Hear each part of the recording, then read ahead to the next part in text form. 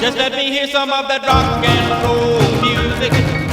Any old way you choose it. This is Katie with Vintage and Vinyl, and I'll be spinning some rockin' 50s records every week here on my channel, as well as sharing some cool Coca-Cola collectibles and other neat vintage finds. Stay tuned. Round about the cauldron go, in the poison entrails throw, toad that under cold stone days, night says 31, sweltered venom sleeping got, boil thou first ill-chambered pot, double, double, toil and troubled, fire burn and cauldron bubble, fillet of a fenny snake in the cauldron boil and bake, eye of newt and toe of frog, wool of bat and tongue of dog, adder's fork and blind worm's sting, lizard's leg and hallet's wing, for a charm of powerful trouble, like a hell broth boil and bubble, double, double, toil and trouble, fire burn and cauldron bubble. Oh, I am having so much fun today with this Halloween decor challenge. I am so grateful to be a part of it. A big shout out to my host, Diana, Little Vintage Me 64, and Indy Annie Jones for hosting this fabulous challenge. It really made me think outside of the box, and that's what made it extra fun. So as you saw in the intro part of this video, I quoted none other than Shakespeare's Macbeth, which is one of my very favorite Shakespeare plays next to Hamlet. And when I was preparing for this challenge video, I thought, wouldn't it be fun if I could recreate that scene from Macbeth in my own home? So that's what I did, but I did have to meet the challenge element of this video. So in order to make this video, I needed to have a couple of things. I first had to have a skeleton or bones in my display. I then had to have something that I handcrafted or made, and then I had to have some sort of a rodent or an animal. So it could be a frog, a bat, or a spider, something like that. And then I could pretty much do whatever I wanted as long as I stuck to one room. So I am going to show you the entryway in my house that I have turned into the spooktacular Halloween display. Now before we jump into that, I want to make sure you're subscribed to our hosts. They are fabulous. The link to their channel will be down below. And there's a whole bunch of other content creators who have worked really hard to participate in this challenge. So make sure you watch the playlist, give everybody a big thumbs up, subscribe to their channels, and comment down below. Okay, so let's get into the spooktacular room right now. Okay guys, so we are standing at my front door when I come in, and this is my Halloween display. The first display here is of some of my favorite Halloween die cuts and a Collegeville costumes mask box from 1960s. It's seen better days and was falling apart, so I thought, why not add it to this display? It's really fun, and I love the pumpkin here on the box, like it's shaped like a pumpkin, and you've got the masquerade mask, and then up here you've got $1.88. Now this is fun. You can see it says flame retardant, and I have no idea why you would need a Halloween costume to be flame retardant, but that's kind of funny. And you've got some really cool like rats going on and dancers and a cowboy with a lasso. It's just a cool little graphic on the box. And then I got the skeleton, which meets one of the requirements of this fun challenge, and the scarecrow from Misty over at Thrifter, Junker, Vintage Hunter. Now these are both Bystol, probably from around 1970, and I'd like for you guys to leave me a comment down below and let me know if you say Bastille or Bystol. I'm not exactly sure how it's supposed to be pronounced, and a lot of people have been wondering that lately, so I'm curious to find out what you guys say down below. But this scarecrow is fabulous. I love his arms. This is the die cuts that have the little, they're not articulated or jointed, but you guys know what I mean. They fold up and they expand. They're kind of stretchy. And I think he's fabulous, from around 1970 or so. And then of course you've got the skeleton. Now I have him posed. He's doing a little Halloween dance, probably to the Monster Mash. And he is so cool. I love him. And he is jointed and he does move, so you can pose him any way you want. Now I also have these two die cuts. Now these are special because they are from the 1940s. True vintage Halloween. And these are marked H.E. Lors. Now, H.E. Lors was a big designer for the Bristol Company in the 40s. So anytime you see something marked H.E. Lors, you know it's from the 40s and is significantly older. But look at this witch and her hat. I love this. I think she's very spooky looking when you stare at her face. And I think this is just fabulous. And then you have what I call the cat pumpkin. He's a pumpkin with ears, so he sort of looks like a cat and a pumpkin all in one. But his corncob pipe and his bow tie down here, and bowler hat is just so much fun. He's really, really great. And then I have a little ghost. So the first part of the challenge has been met. I did include a skeleton in my display. And this little die cut wall is really fun and easy to do. And here's a quick hack for you all that have these die cuts and don't know how to hang them. If you have a metal door, just get some magnets. These magnets work fabulous for these old paper die cuts. Now, the last part of my display is on this little round table that I have by my door.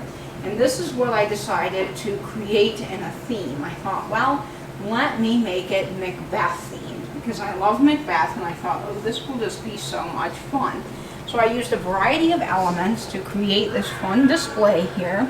And one of the things I love to use at Halloween and Christmas time is from the craft store. You can get a big bag of pillow stuffing very inexpensively. It doesn't cost a lot to get pillow stuffing, and you can use it as snow or as cobwebs at Halloween. And I just took the pillow stuffing and kind of spread it out like cobwebs, and it looks just fabulous.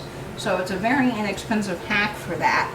And the other thing that I used is these wonderful little medicine jars and chemist jars. These came, some of them, from my great-grandfather's cousin. And I love these. The other ones I've gotten from different people. Like this came from Tim and over the years. And this one came from Mary at Reclaimed Treasures by Mary. That's right. And these are just great little jars and fun to put stuff in. So what I did to the jars was I filled them with different things related to the Macbeth play from the little snippet that I just read you.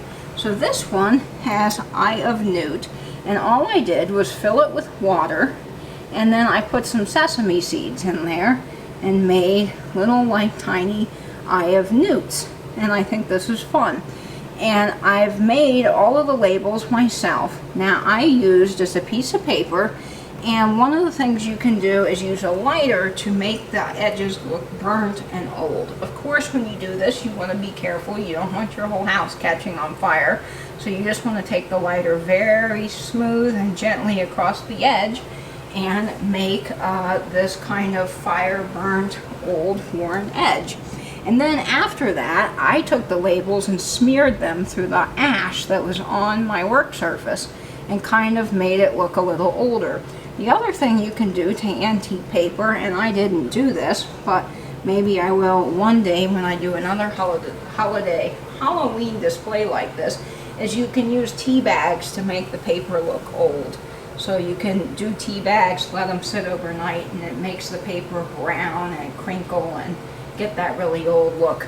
Now this bottle here is filled with very inexpensive spices. So I went and got those 99-cent packets of taco seasoning and filled this jar up with the taco seasoning and made it look like old dust or some sort of spice or chemical product that would have gone into like a witch's cauldron. So this is fun. And this bottle is acid hyalochloricin. Acid hyalochloricin, something like that.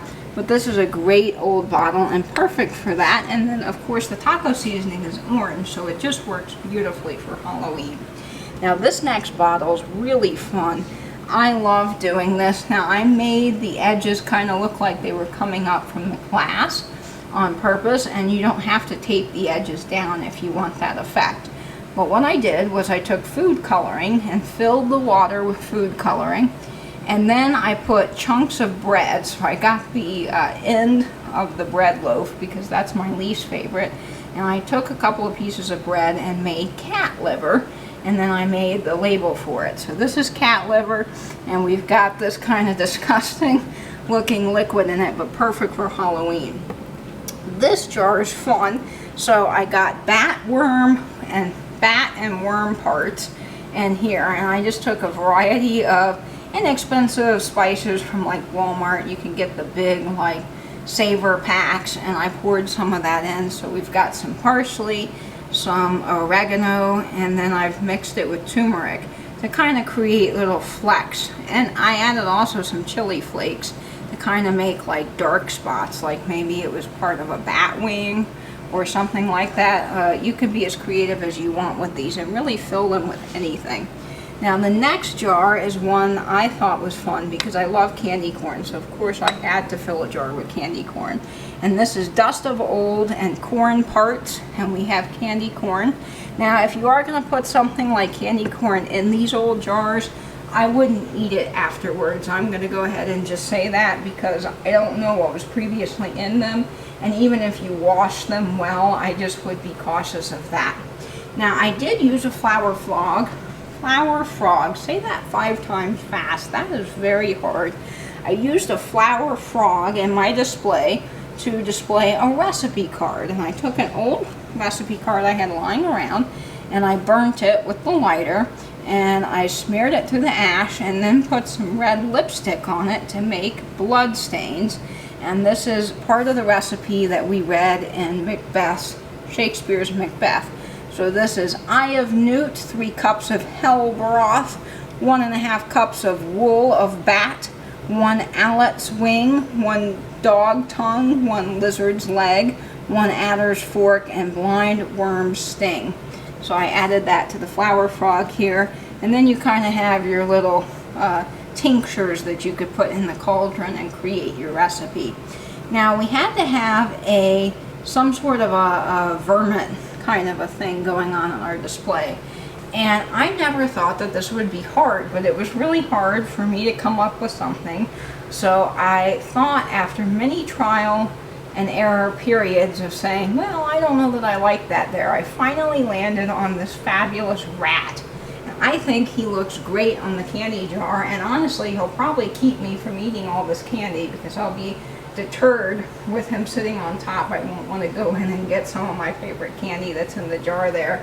But I love him, and I colored his eye red, so I printed him out on cardstock, and then I cut him out and colored his eye red, so he's fun. And then I used these white candles. Now you could make drippy wax if you wanted to. I didn't want to light the candles and mess them up because I do use them in other displays. But I did drape some of my homemade cobwebs on the candles, and I put them in some like blood red candlesticks. So this is my favorite Halloween display that I've probably ever done, because I think this Macbeth theme is so fun, and I love all my paper die cuts here on the wall. So this is just such a fun display. So guys, that was it for this Halloween decor challenge. I hope you enjoyed this video as much as I did. It was so much fun filming this and being creative and coming up with some fun things for the display. The link to Annie's channel will be down below, and of course Dana's channel, and I highly recommend that you check them out, and please subscribe. Make sure to follow the playlist that will also be linked down below, and you can see everybody that's participated in this fabulous Halloween challenge. And I can't wait to see you in my future videos. So if you are new here, please hit that subscribe button and comment down below. And I hope you guys will have a happy Halloween. Stay in, stay safe, and vintage YouTube. That's why I go for that rock and roll